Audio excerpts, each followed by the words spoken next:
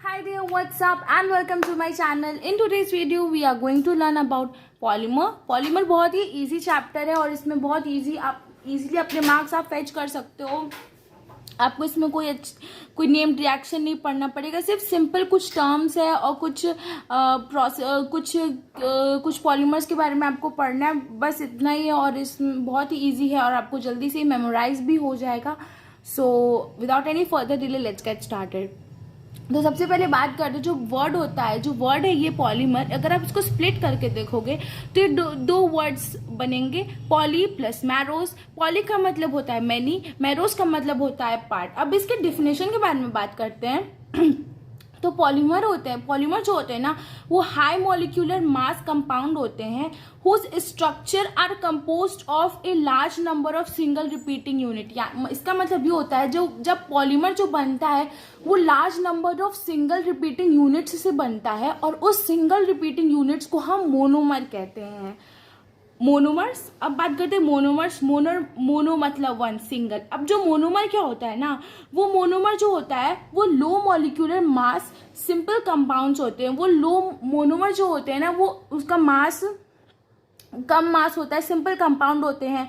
और जब इसको हम लोग कई बार रिपीट करते जाते हैं तब एक पॉलीमर फॉर्म होता है. पॉलीमर मैक्रोमोलिक्यूल्स होते हैं which have very high molecular मास.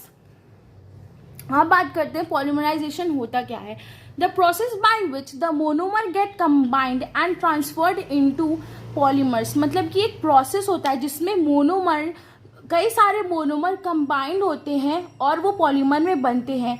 जैसे कि इथाइलिन के एन मॉलिक्यूल्स को अगर आप ले लोगे तो पॉलीइथाइलिन बन जाएगा और यहाँ पे इसका केमिकल फॉर्मूला है.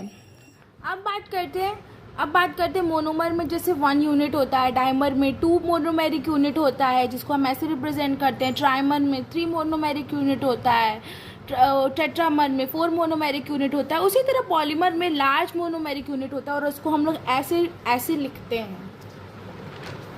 अब बात करते हैं होमोपॉलीमर एंड कोपॉलीमर के बारे में.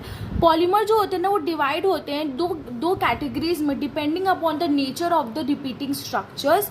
अब बात करते हैं होमोपॉलीमर एंड कोपॉलीमर के बारे में. Polymer are divided into 2 categories depending upon the nature of the repeating structural unit. मतलब कि उनके जो स्ट्रक्चरल यूनिट का जो रिपीटिंग होता है उनके नेचर पे पॉलीमर्स 2 टाइप में डिवाइड होते हैं, होमोपॉलीमर एंड कोपॉलीमर.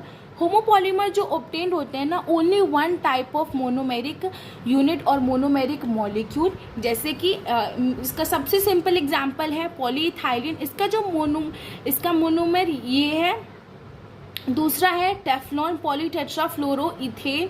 इसका मोनोमर है CF2 डबल बॉन्ड CF2. और ये जो टेफ्लॉन होता है इसको हम लोग नॉनस्टिक कुकवेयर्स और इंसुलेटर्स में यूज़ करते हैं. अब बात करते हैं कोपॉलीमर के बारे में. कोपॉलीमर वो पॉलीमर होते हैं ना जो ऑब्टेन्ड होते हैं more than 1 type of monomer unit. मतलब कि वो जो बनते हैं उनके जो एक सिंगल मोनोमर यूनिट नहीं होता, उनके कई सारे मोनोमर यूनिट होते हैं.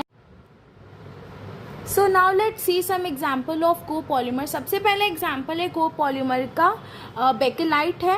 इसका मोनोमेरिक ये इसके 2 मोनोमेरिक यूनिट है. सबसे पहला मोनोमेरिक यूनिट है फॉर्मल्डिहाइड एंड दूसरा है फिनॉल. और नायलॉन 6,6 का मोनोमेरिक यूनिट है hexamethylene diamine and adipic acid. I know थोड़ा फॉर्मूला कॉम्प्लेक्स है बट आप इसको अपने एग्जाम के 4-5 दिन पहले याद करने से, इसके पहले आप याद करोगे तो उतना आपको मेमोराइज नहीं होगा, लेकिन आप एग्जाम के 4-5 दिन पहले इसको याद करोगे तो आप अच्छे से अपने पेपर में लिख भी सकते हो उसको. So that's all for today's video. If you find this video helpful, please like, share and subscribe to my channel. And in the next video we are going to talk about the classification of polymer. So yeah.